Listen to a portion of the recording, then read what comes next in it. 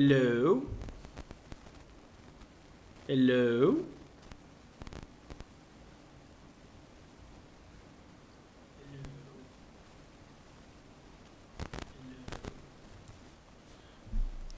You guys can hear me, right? Okay, if you can hear me, give me a thumbs up. And we will begin.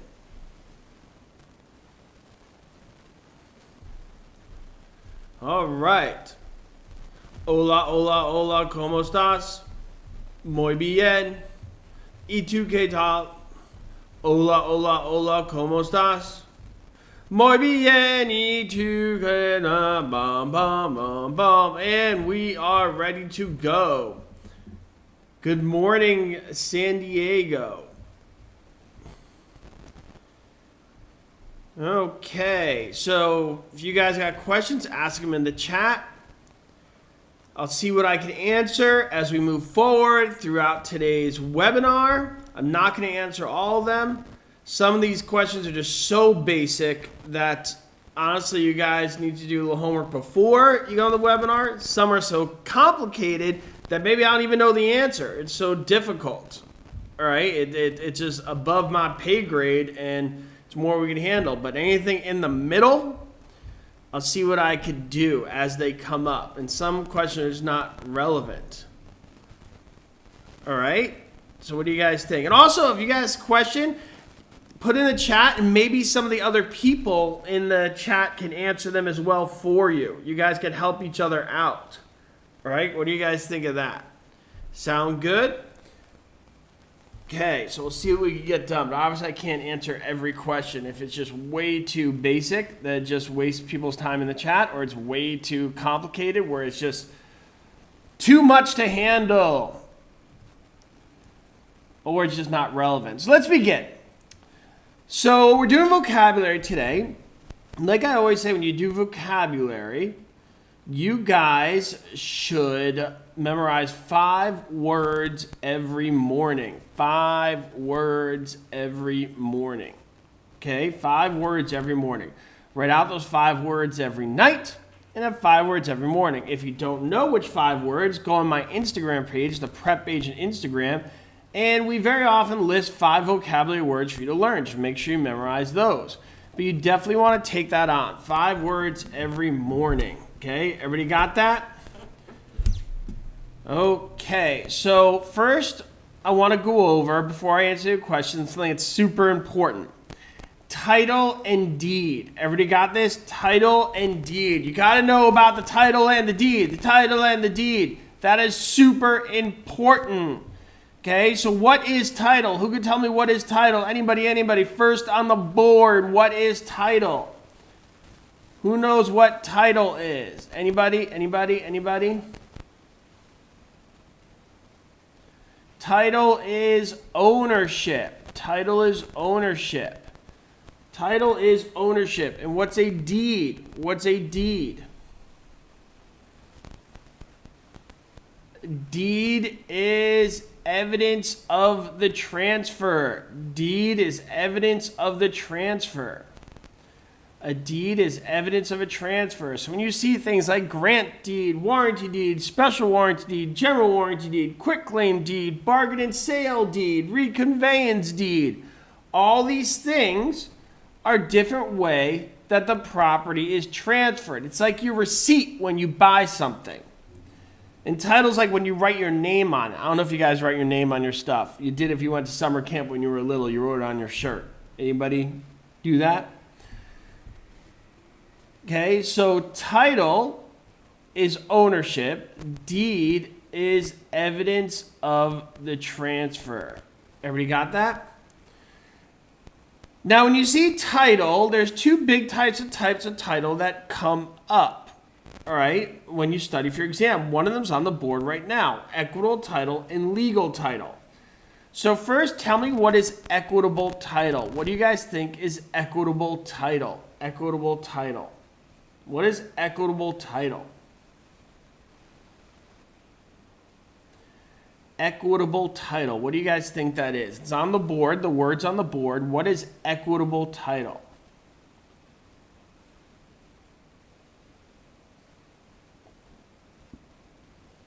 Equitable title is the right to use and possess. The right to use and possess. And benefit from the equity. Okay, it's the right to use and possess. It is not the right to sell. What's it called when you have the right to sell? Equitable title is not the right to sell. What do you need to sell the property? What type of title do you need? Oh, a lot of you guys are saying right to sell. It's breaking my heart. You're breaking my heart. Don't go breaking my heart. What is the right to sell? That's legal title. Nice job, Michelle Molina. Legal title is the right to sell. Equitable title is the right to use and possess. Everybody got that? If you don't know that, write that down. It's super important. When you get a loan from the bank, who has equitable title? When you get a loan from a bank, who has equitable title?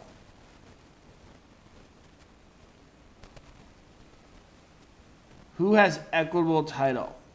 So when somebody gets a loan from the bank, who has equitable title? The borrower. Oh, I'm so glad we're going over this. A lot of you guys are getting this wrong, so I'm really happy we're going over this today. This is clearly something we need to talk about. The bank does not have equitable title, guys. The borrower has equitable title. They have the right to possess. Think, when you borrow money, you're given the keys to the house, right? And you could go in and sit there and watch TV or Netflix or whatever it is you want to watch. Everybody got that? The borrower has equitable title, okay? That means they have the right to use and possess. Now, when the house increases in value above and beyond the original price, what's that called? When the house increases in value, okay, above and beyond, so the property's original was 500 grand, later it's worth 600 grand, there's a 100 grand difference. What's that called? What's that called? Equity. That's the equity, right? Hence, equitable title. Did everybody get that? Because does the bank benefit from that increase in value? No. Other than just more security in the property to get their money back if need be. But no, that extra money is the borrower's, right? Right, everybody? And that's called equity. Hence, equitable title. Is anybody having an aha moment? Like, aha, okay. Hopefully a light bulb's going off for some of you guys. Legal title is held by who? The right to sell. Who has the right to sell? Who has the right to sell? What do you guys think? Who has the right to sell?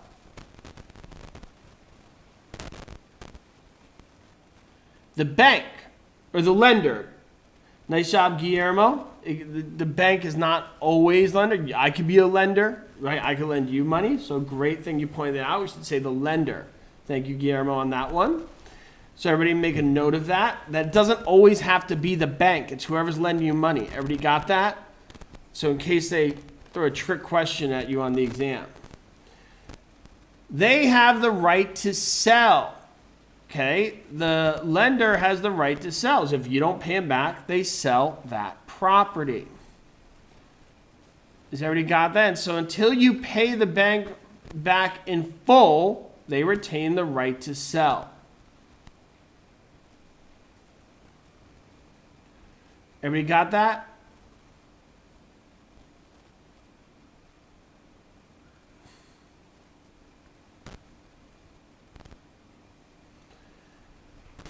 Okay, so legal title is the right to sell.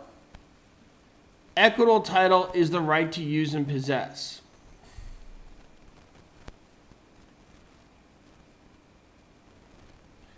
Equitable title is the right to use and possess. Legal title is the right to sell. Okay, good. So when you get a loan on a property, you have equitable title. And you give legal title to the bank. If it's a trust deed, you give it to a trustee. That's a neutral party. If it's a mortgage, you give it to the bank. Regardless, you're giving up that legal title right to sell as you took out a loan. Some of you guys are asking, how hard is the test going to be? I don't know. I mean, I don't even know how to answer that. If you study, it's not hard. If you don't study, it's super hard. I mean, okay. All right, good job, everybody. Now, when you pay off your loan in full, what do you get?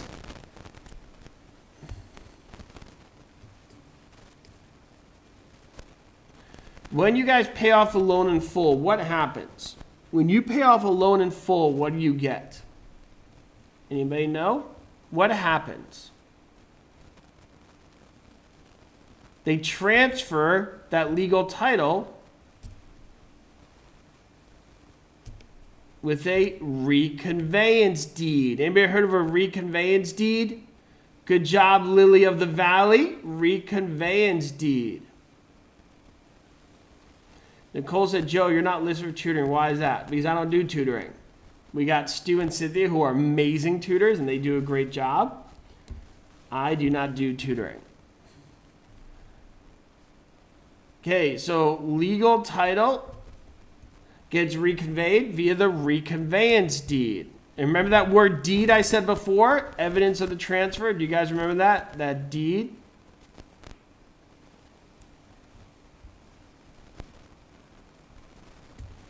Okay, so a deed is evidence of the transfer, and there's different types of deeds used for different things. The reconveyance deed is used when you pay off that loan. Okay?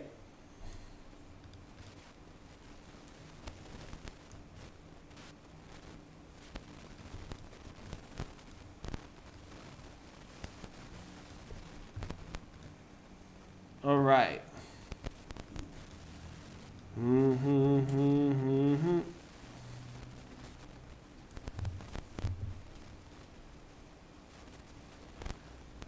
All right, we're doing great. What other type of deeds can you guys think of? So some states use a grant deed, some states use a warranty deed. You guys ever heard of quitclaim deed? What's a quitclaim deed?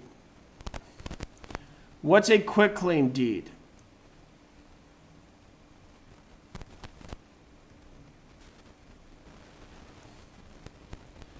What is a quitclaim deed?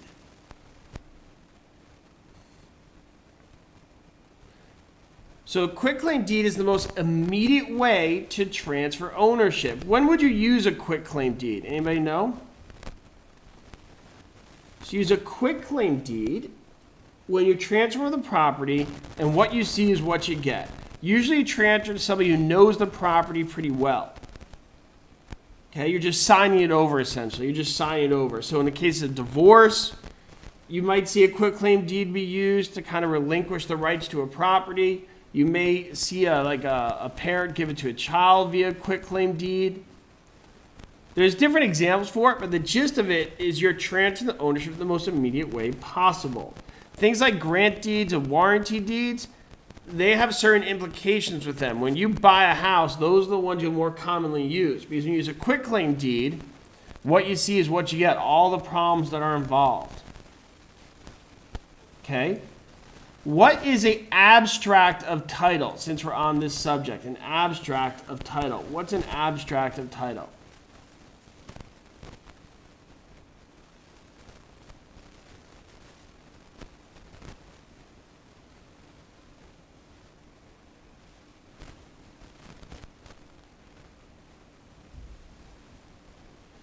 What's an abstract of title? Abstract of title is the summary of ownership. Summary of ownership. Good. It's a summary of everything involved. What is specific to ownership? What's specific to the list of people who own the property throughout its history? Abstract is everything, like liens, everything. It's not just the ownership. What is specific to just the ownership? What's that? Who knows? What's that called that's specific to the ownership? Anybody? So an abstract summarizes everything. Chain of title. Nice job, Jacques Parker. Great job on that one. That's the chain of title. So chain of title is more specific. It has to do with the owners. Okay, let's move on from titles and deeds for a moment, and let's talk about what's on the board. What is eminent domain? Eminent domain.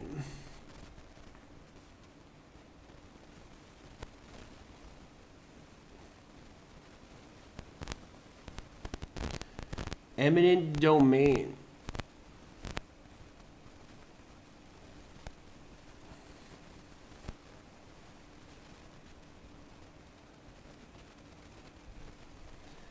Eminent domain. Eminent domain is the government's right to take your property for public use. It is one of the 4 government powers. So my question to you is, what are the other 3? So eminent domain is one of the government powers. What are the other 3?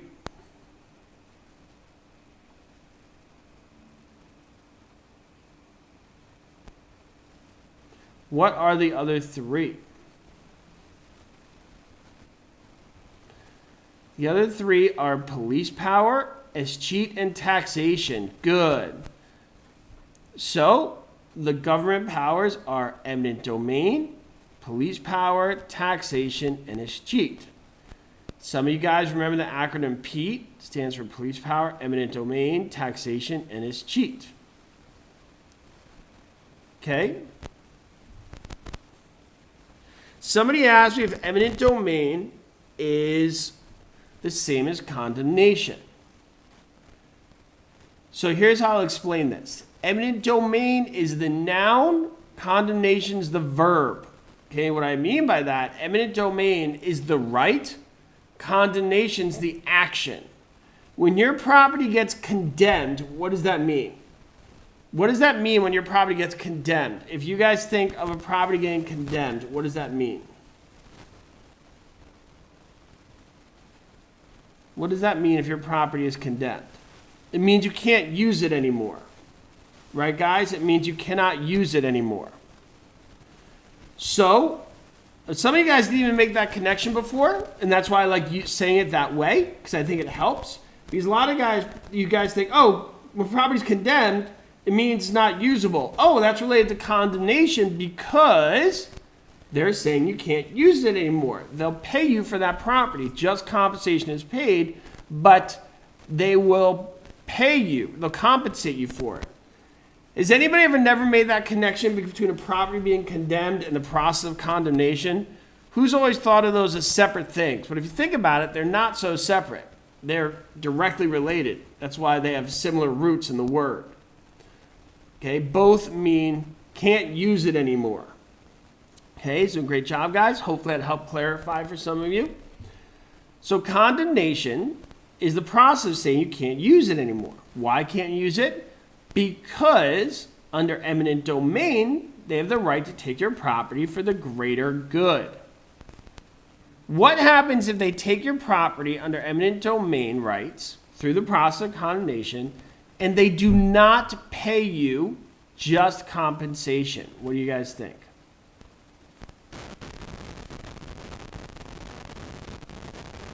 Elizabeth says, how long does it normally take to be accepted to the Facebook group? Usually within the day, but if you don't answer all the questions that are asked when you go to sign up for it, maybe never.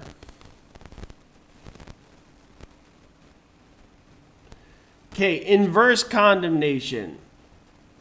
Inverse condemnation is when you sue the government for your money. Lily, you keep asking what's a lead. Do you mean the thing that salespeople get for prospective clients? I guess a lead is just when you're looking for prospective clients, I guess. Can anybody else answer that any better? Okay. Broker says they'll give you leads. They'll give you prospective clients. They'll give you potential business that you'll have to convert into sales. Okay, so what is the difference between eminent domain and police power? What's the difference between eminent domain and police power? You're welcome, Lily of the Valley.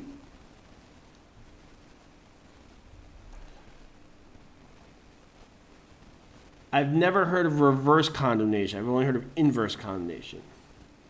Money. Money is the difference between police power and eminent domain. See, in police power, they let you keep the property, and therefore no money's paid. Well said, Andrea Ornelas. I hope I pronounced your name correctly. If I didn't, I apologize. Money is the big difference. Okay? So under police power, they pay you no money. Eminent domain, they're taking the property. Give me an example of police power. Give me an example of police power.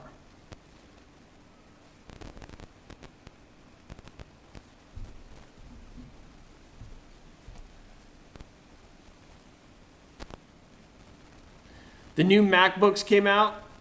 I feel the need to buy it. I have no idea why. Because I don't even know what those things do. Anybody ever see them tell you to do those fancy things? You're like, I don't know what that is, but I totally need it. Here's my credit card. And then all you do is like write things on like Microsoft Word or whatever and search the internet and send emails. But you got a computer that could like decode NASA.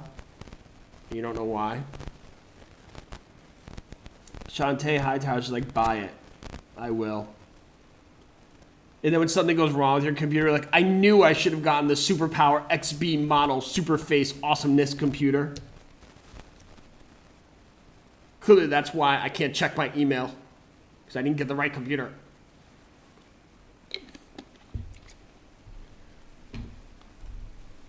Okay. All right, so examples of police power would be rent control, building codes, things of that nature, zoning. Okay, so building codes. Give me an example of a building code you see right now. All this example of police power. Look around your room.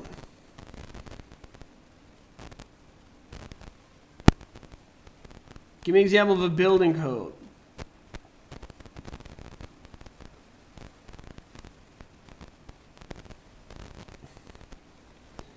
Handrail. So R3 would be a zoning example.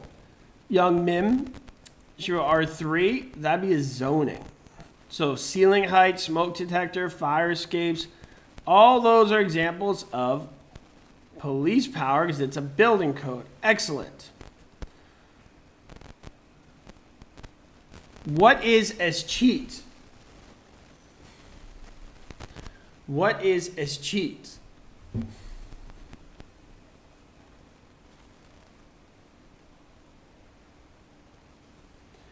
Escheat is when you do not have a will and the government takes the property. What's that called when you don't have a will?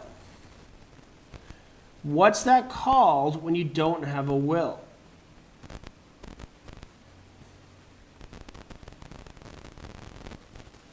That means you died intestate. Nice job, Veronica. It means you died intestate.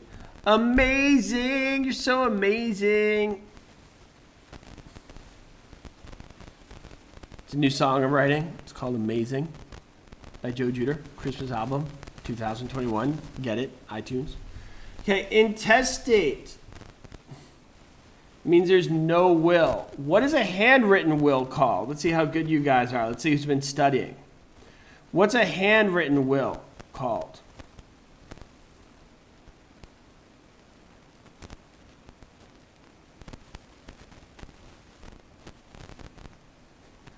A holographic will. Good. A holographic will written by hand.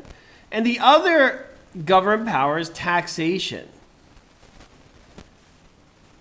Are taxes a specific lien or a general lien? Remember, liens is when you owe money. So taxes obviously are a form of a lien. Is it a specific lien or a general lien? Nice job, Cassidy Matthias. She says it depends, which means she's been studying. I would sit next to her when you take your exam and look over her shoulder. Don't do that. That'd be cheating. Okay, so it depends on whether it's a property tax or an income tax. Income tax is a general lien. Property tax is a specific lien. And what that means, if you don't pay your property tax, they can only take your property. If you don't take your income tax, they can take everything. Right? Okay, good. I think I might sneeze. Hold on a second. Or not, maybe? I don't know. False alarm. Okay. Sorry, false alarm. I know some of you guys are like, he better be wearing his mask. Okay, here we go. Moving right along.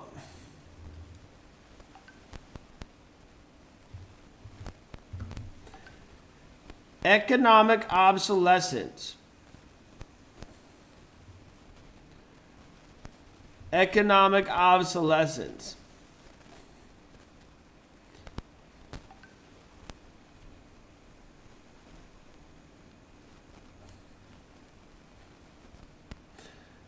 I was in the elevator and somebody sneezed and didn't cover their mouth. I don't know about you guys, but I became like half Spider-Man, half the Matrix. I like leaped up like a ninja and caught the roof with my fingers. And I was hanging up there looking at that guy like, man, you better get out with that nonsense. Did a full-on Matrix Spider-Man ninja move. Plastered myself to the wall. Okay, economic obsolescence. When your property loses value, okay, due to factors outside of the property line. So things like airport noise, right? Airport noise would be an example of economic obsolescence. Give me some more examples. Come on, guys. You guys have been studying. Crime in the neighborhood. It's a form of depreciation that you really don't have much control over. It's outside your property line. So most people, when they suffer economic obsolescence, they just move, right? You move. What are the other two forms of depreciation that you learn when studying for your real estate exam? What are the other two forms of depreciation you learn when studying for the real estate exam?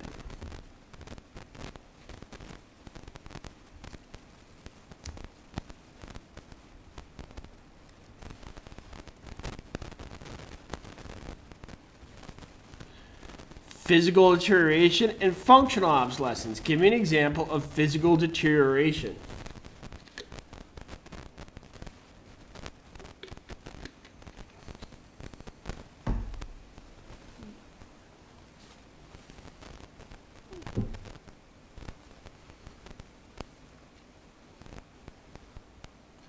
Okay, it's wear and tear, like the patio falling apart, things like, you know, the sink like doesn't work anymore. And functional obsolescence is poor design. So give me an example of functional obsolescence. Everybody write down an example of functional obsolescence. And then you have the three forms of depreciation.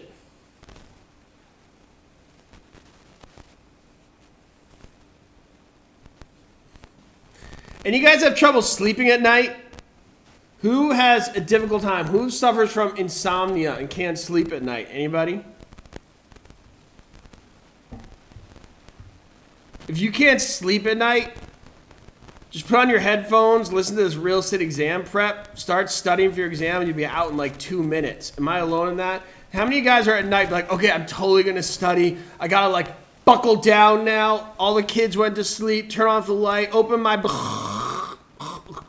it's morning. Well, that was fun. Okay, anybody else like that?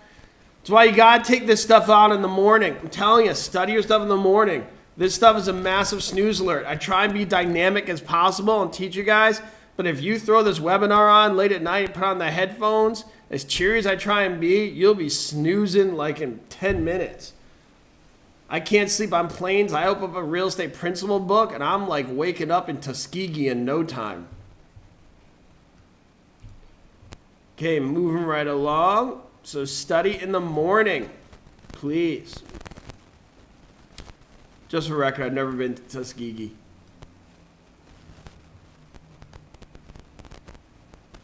What is an open-end mortgage?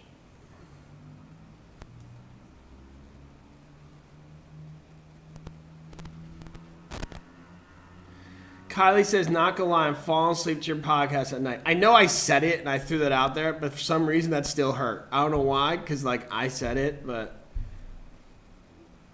I guess, I don't know, my feelings. Tengo sentimientos. Okay, so what is an open-end mortgage? Open-end mortgage is like a credit card. It's just you keep borrowing against it. You could keep borrowing against it. That's what an open-end mortgage is. Saying you fell asleep to my stuff after I said is kind of like if I said to you, like, I got this shirt, I feel like it doesn't look good. I feel like I look ugly. And you're like, yeah, you look hideous. You look horrible. Totally ugly. Like you know, that's what it felt like. Ouch. Some things you just don't agree with, right? Do I look horrible? Yup. Look like trash.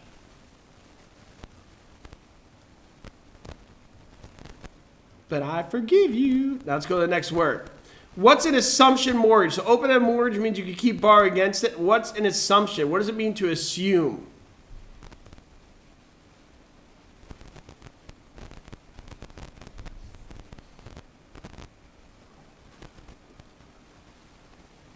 What does it mean to assume?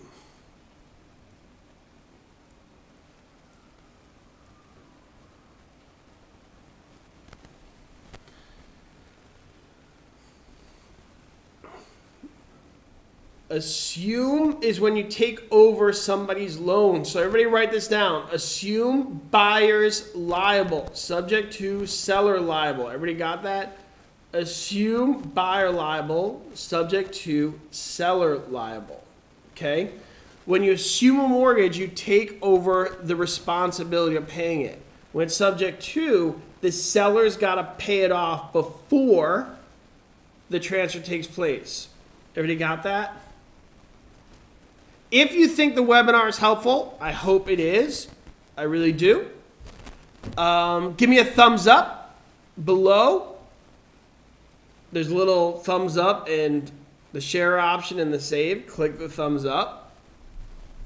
That would make me feel good. Little positivity never hurts. Okay, moving right along. Assume means you could take it over.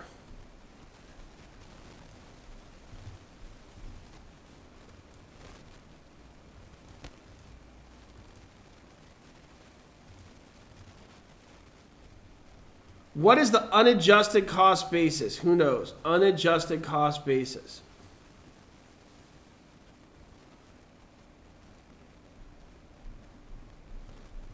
Unadjusted cost basis. What do you guys think?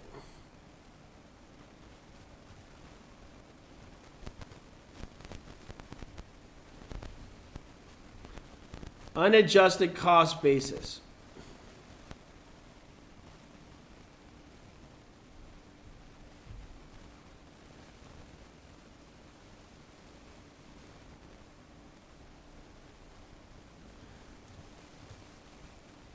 That would be the original cost of the property, usually the purchase price, the original cost of getting the property.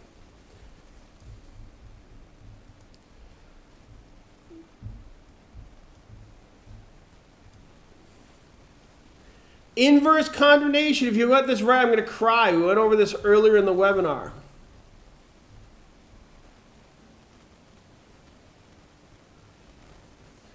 You got this, Carol Dubon. Thank you, Jasmine. You're a great student. Kylie Krenig said it perfectly. It's the price without closing fees or commissions. Well done, Kylie. You've been studying. You got this. Inverse condemnations when you sue the government.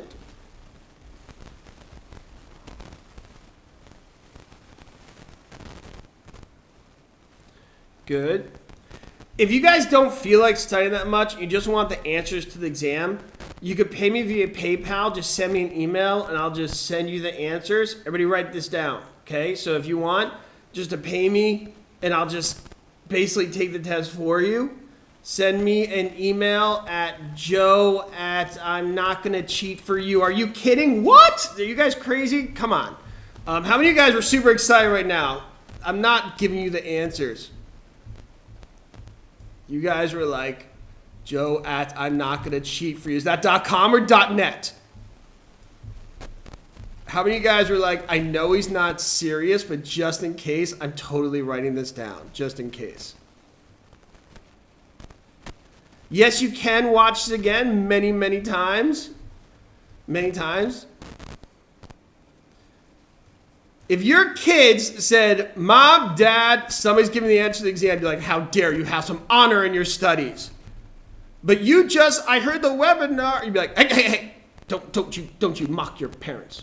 You do what I say, not as I do. Okay, what's a sale leaseback? What's a sale leaseback? What do you guys think?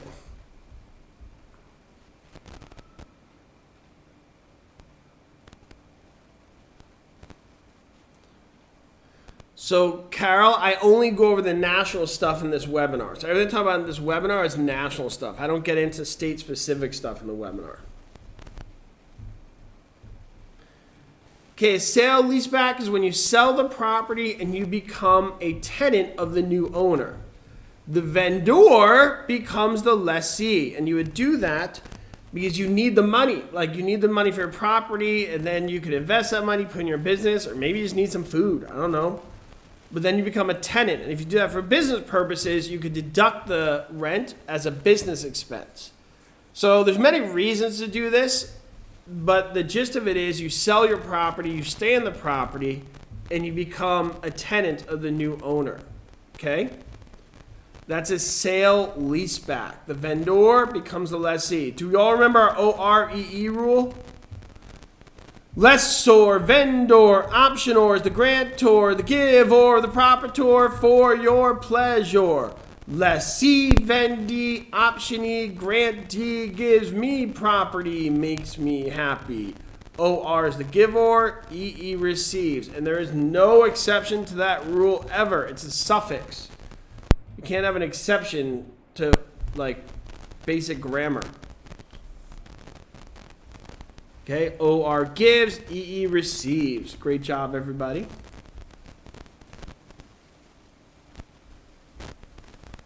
What is an estate at will? Estate at will. What is an estate at will?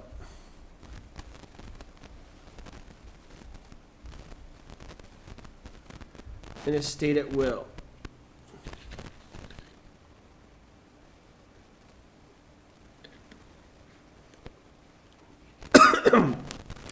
What is the difference between a vendor and a lessor? A vendor sells a property, a lessor just rents it out.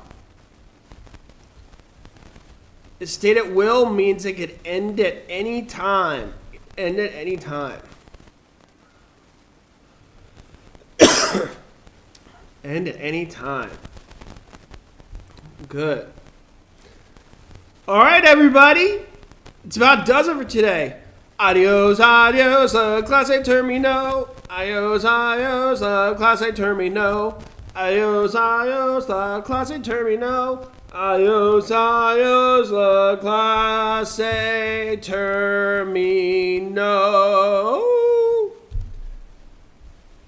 Thanks, guys. Study, study, study, study.